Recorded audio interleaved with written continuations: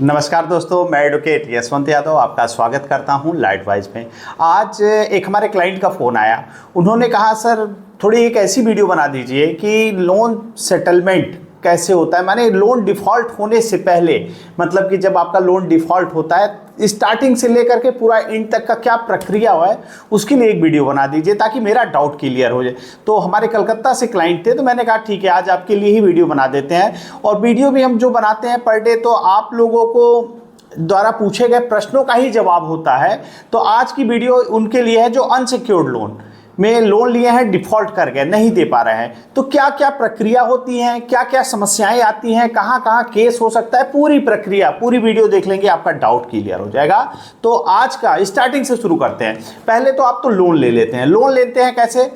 Unsecured loan आपके CIBIL को देखा जाता है, आधार कार्ड को देखा जाता है, आपके सैलरी स्लिप को देखा जाता है और आपको लोन मिल जाता है। यही तो प्रक्रिया होती है। चाहे आपको एप्लीकेशन से ऑनलाइन लोन होता है, चाहे ऑफलाइन लोन होता है। ऑनलाइन लोन होता है तो भी आपके बहुत सारे टर्म्स एंड कंडीशन पे एग्री कर देते हैं आप, तो उसके बाद आपको सिबिल अच्छा है, आधार कार्ड देखा, पैन कार्ड देखा, आपको सैलरी स्लिप देखा, आपको ऑनलाइन लोन मिल जा रहा है। बहुत जल्दी आसानी से इस समय लोन मिल जा रहा है, अनसिक्योर्ड लोन मिल जा रहा है अगर आपका सिबिल सही है। लोन तो आपने ले लिया, लोन चल रहा है, ईएमआई चल रही है, सब कुछ अच्छा है, कोई दिक्कत नहीं है। उसके बाद दो कंडीशन आती है, एक तो लोन दे पाते हैं, एक नहीं दे पाते हैं। यहीं से तो शुरू होता है, या फिर आप दे पाएंगे या फिर नहीं दे पाएंगे। दे पाते हैं, ईएमआई टाइम से जाती रहती है, ऑटो डेबिट होते रहता है, तो अच्छी बात है, कोई दिक्कत नहीं। और दूसरा कंडीशन होता है नहीं दे पाते हैं। नहीं दे पाते हैं, आपका ईएमआई डिफ़ॉल्ट होता है। तो ईएमआई डिफ़ॉल्ट होता है तो सबसे पहला काम, आप अगर लोन लिए हैं डिफ़ॉल्ट कर गए तो कि आप जेन्युइन डिफ़ॉल्टर हैं कि बिलफुल डिफ़ॉल्टर हैं, दो कैटेगरी हो जाती है कि आप जेन्युइन डिफ़ॉल्टर हैं कि बिलफुल डिफ़ॉल्टर। जेन्युइन डिफ़ॉल्टर किसे कहते हैं? अब आ जाते हैं जेन्युइन डिफ़ॉल्टर। जेन्युइन डिफ़ॉल्टर वह डिफ़ॉल्टर हो जाता है जो किसी विषम परिस्थिति के कारण लोन की ईएमआई न दे पा रहा हो। तो आप कहेंगे विषम परिस्थिति क्या होती है? विषम परिस्थिति वह परिस्थिति होती है जैसे आपने लोन लिया, जॉब को देख करके कंपनी ने लोन दिया था, आज जॉब लॉस हो गया, जॉब छूट गया, तो आप जेन्युइन डिफ़ॉल्टर हैं। आपने किसी व्यापार के लिए लोन लिया था, व्यापार में लॉस हो गया, व्यापार नहीं चला, प्रॉफिट नहीं हुआ, जेन्युइन डिफ़ॉल्टर है। कोई दुर्घटना हो गई, एक्सीडेंट हो गया, दुर्घटना हो गई, या फिर कोई ऐसी पारिवारिक समस्या हो गई जिसके कारण आप लोन की ईएमआई न दे पा रहे हैं, उसको कहते हैं जेन्युइन डिफ़ॉल्टर। और एक दूसरा डिफ़ॉल्ट होता है बिलफुल डिफ़ॉल्टर। तो बिलफुल डिफ़ॉल्टर वह डिफ़ॉल्टर होता है जो जानबूझ के लोन की ईएमआई नहीं दे रहा है। पैसे हैं, वो देना नहीं चाहता, उसकी नीयत खराब है, उसको देना है कंपनी का 5 लाख रुपए, अकाउंट में 50 लाख है, दे नहीं रहा है, देना नहीं चाहता, नीयत खराब है, तो उसको कहते हैं बिलफुल डिफ़ॉल्टर। तो बिलफुल डिफ़ॉल्टर करेंगे तो आपके ऊपर एफआईआर भी हो सकती है। तो इसलिए दो कैटेगरी हो गई, जेन्युइन डिफ़ॉल्टर, बिलफुल डिफ़ॉल्टर। अब आ जाते हैं, ज़्यादातर हमारे क्लाइंट, हमारे सब्सक्राइबर जेन्युइन डिफ़ॉल्टर ही होते हैं, किसी विषम परिस्थिति के कारण ही लोन की ईएमआई नहीं दे पाते हैं। तो सबसे पहला काम आपको करना क्या है? सबसे पहले पता चल जाता है कि मैं अब अगले महीने की लोन की ईएमआई नहीं दे पाऊंगा। चाहे आपका लोन डिफ़ॉल्ट हो चुका है, डिफ़ॉल्ट हो रहा है या डिफ़ॉल्ट होने वाला है, किसी भी कंडीशन में सबसे पहला काम आपको कंपनी को अवगत कराना, इन्फॉर्मेशन देना जरूरी है। और ये इन्फॉर्म करते हैं, अवगत कराते हैं जरिए रजिस्टर्ड एडवोकेट के लेटर हेड पे लीगल प्रायर नोटिस आपको देना है, क्योंकि आरबीआई की गाइडलाइन है। मैं नहीं कह रहा हूं कि ये देना जरूरी है, आरबीआई की गाइडलाइन में है। यदि आपने लोन लिया, डिफ़ॉल्ट कर गया, नहीं दे पा रहे हैं, तो क्यों नहीं दे पा रहे हैं, क्या आपने कंपनी को बताया? अगर आपने बताया तो आपके पास रिटेन में होगा, हाँ मैंने स्पीड पोस्ट के माध्यम से कंपनी को अवगत करा दिया है, मैंने बता दिया है। क्योंकि बैंक कभी भी बात करती है, एनबीएफसी कंपनियां बात करती है, तो वर्बली बात नहीं होती कि हाँ मैंने फ़ोन करके बताया था कि हाँ मेरा लोन डिफ़ॉल्ट हो जाएगा, नहीं दे पाएंगे। ऐसे नहीं होता है, ऐसे नहीं होता है। आपको जरिए रजिस्टर्ड डाक स्पीड पोस्ट के माध्यम से अगर आप देते हैं तो आपके पास एक ट्रैकिंग आईडी हो जाती है कि मैंने इस नोटिस को अपने एडवोकेट के लेटर हेड पे कंपनी को दिया, और उसकी डिलीवरी रिपोर्ट आ जाती है कि हाँ मैंने स्पीड पोस्ट किया है, तो उसकी डिलीवर्ड रिपोर्ट डिलीवरी दिखा देगा, हाँ इस दिन आपको डिलीवर्ड हो चुका है। तो एक आपके पास प्रमाण हो जाता है। कोर्ट में स्पीड पोस्ट की ट्रैकिंग आईडी को दिखा करके आप बता सकते हैं मैंने कंपनी को अवगत करा रखा है, मेरी नोटिस के उन्होंने जवाब देंगे तभी तो आगे का प्रोसेस किया जाएगा। तो पहला काम आपको लीगल प्रायर नोटिस दे देना है। उसके बाद पहला, जैसे एक ईएमआई डिफ़ॉल्ट होता है तो उसको डाल देते हैं सब मेंशन का SMA 0, स्पेशल मेंशन अकाउंट 0, इसका मतलब होता है कि बैंकिंग की भाषा है, इसका मतलब है एक EMI आपकी डिफॉल्ट हुई, नहीं दे पा रहे हैं तो SMA 1 में डाल देते हैं। इसमें क्या होता है, आपके पास कंप्यूटर जनरेटेड ऑटोमेटिक कॉल आने शुरू होंगे, बहुत सारे लोगों के पास आ रहे होंगे। कमेंट करके आप लोग बता दीजिएगा आप लोग के पास भी, अगर आप मल्टीपल लोन के डिफॉल्टर हैं तो विश्वास मानिए आपके पास 50-50, 100-100 कॉल भी आ सकते हैं। ये लोन के डिफॉल्ट हो जाते हैं, अगर एक EMI डिफॉल्ट होती है, आपका अकाउंट स्पेशल मेंशन अकाउंट 0 में आ जाता है, तो पहले तो सॉफ्ट कॉल आनी शुरू हो जाएंगी कि हाँ आप इनको कंप्यूटर जनरेटेड कॉल आएंगी, उनको हाँ अपने एक EMI डिफॉल्ट है आप उसको पे कर दीजिए। उसके बाद एक EMI डिफॉल्ट होने के बाद दूसरी EMI डिफॉल्ट होती है, तो उसको कहते हैं स्पेशल मेंशन अकाउंट 1। 0 था, 0 के बाद 1 पे आ गया। 1 पे क्या होता है, 1 पे ये रिकवरी की प्रक्रिया थोड़ी सी, उनके बात करने का तरीका बदल जाता है, क्योंकि वो चली जाती है दूसरे के पास कि अब स्पेशल मेंशन अकाउंट 2 वाले के रिकवरी एजेंट कॉल करेंगे, तो उनके कॉल करने का तरीका थोड़ा सा बदल जाता है। हार्ड रिकवरी, थोड़ी सी हार्ड आवाज़ उनकी तेज हो जाती है, तो उनकी आवाज़ में तेज हो जाती है, थोड़ा हार्ड रिकवरी करना चाहते हैं, थोड़ी ऊंची आवाज़ में बात करते हैं, ऐसी ऐसी कंपनियां करने लगती है, थर्ड पार्टी रिकवरी एजेंट ऐसे करने लगते हैं। उसके बाद तीसरी EMI डिफॉल्ट हो जाती है, 90 डेज आपके पूरे हो जाते हैं, तो आपके अकाउंट को डाल देते हैं NPA। NPA का मतलब हो गया नॉन परफॉर्मिंग एसेट।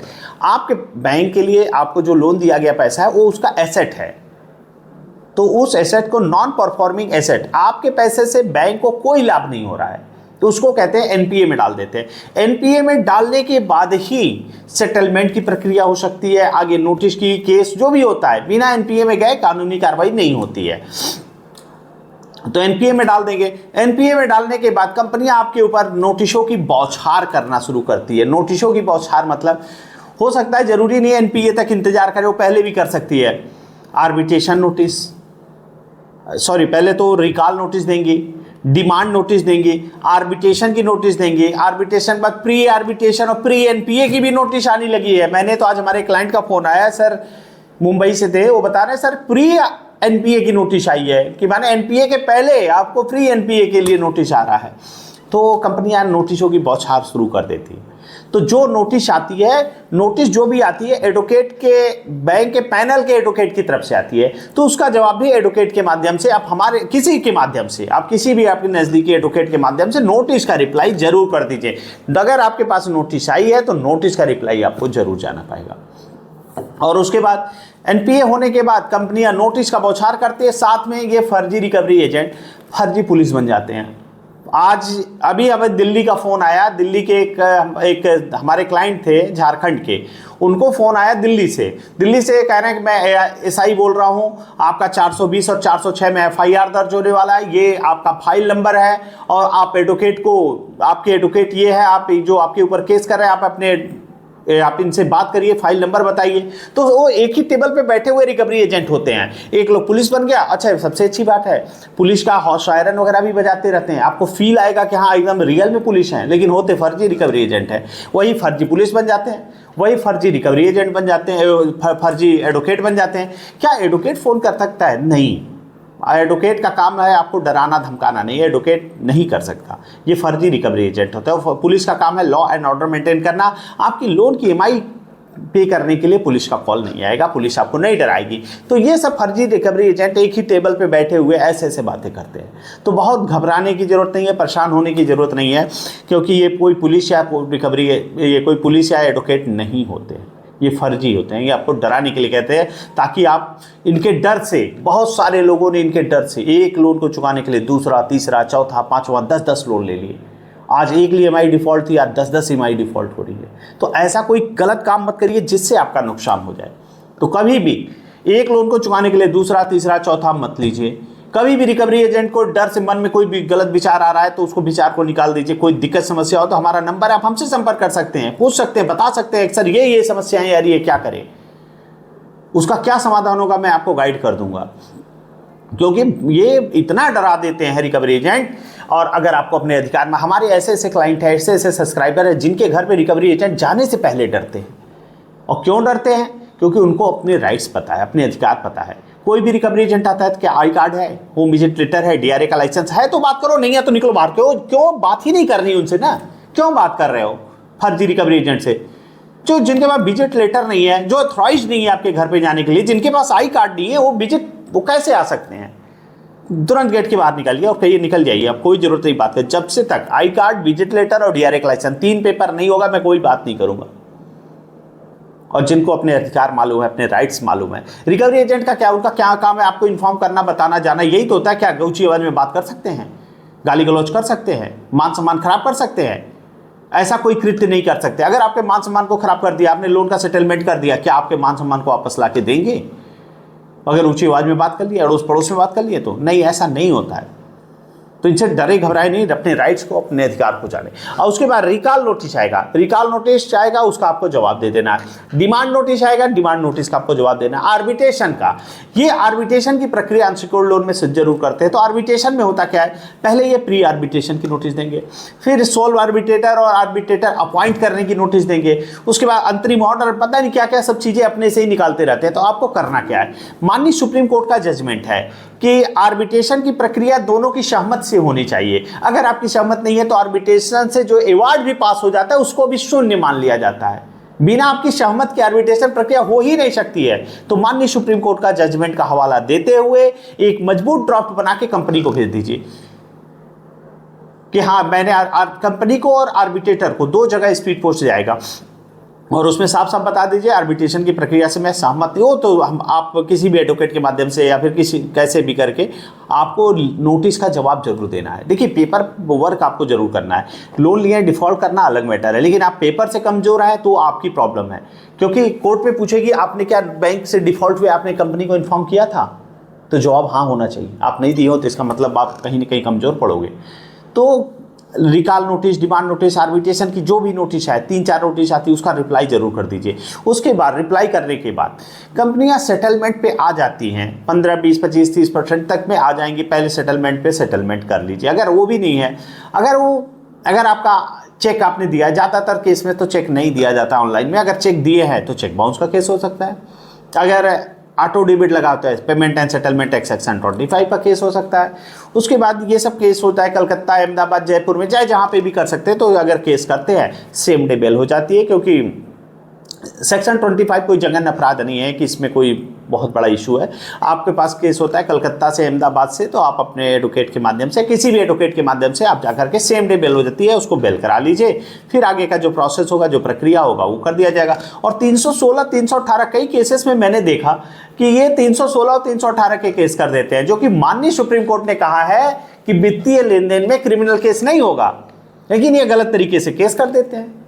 अगर ये कोई केस कर देते हैं तो एक मजबूत ड्राफ्ट और सुप्रीम कोर्ट का जजमेंट बना करके कंपनी को दे दीजिए कि ये जो केस किया गया है 316, 318, जो 420 और 406 की धारा में पहले थी आईपीसी में, उसका आपको एक मजबूत ड्राफ्ट और सुप्रीम कोर्ट का जजमेंट देना है कि वित्तीय लेन देन में क्रिमिनल केस नहीं हो सकता, और उसको एक नोटिस जवाब दे दीजिए, कंपनी को स्पीड पोस्ट कर दीजिए, उसके बाद उसको खारिज करा जाएगा।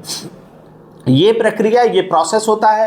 लोन लिए हैं, डिफॉल्ट कर गए, नहीं दिए हैं, तो सबसे पहला काम आपको नोटिस का जवाब जरूर देना है, लीगल प्रायर नोटिस आपको जरूर दे देना है। तो यही काम आपको करना है। यदि आप लोग लोन लिए हैं, डिफॉल्ट है, कोई विषम परिस्थिति होती है तो आपको डराते हैं, धमकाते हैं, रिकवरी एजेंट परेशान करते हैं, आप बिल्कुल परेशान मत होइए, एकदम खुल रहिए।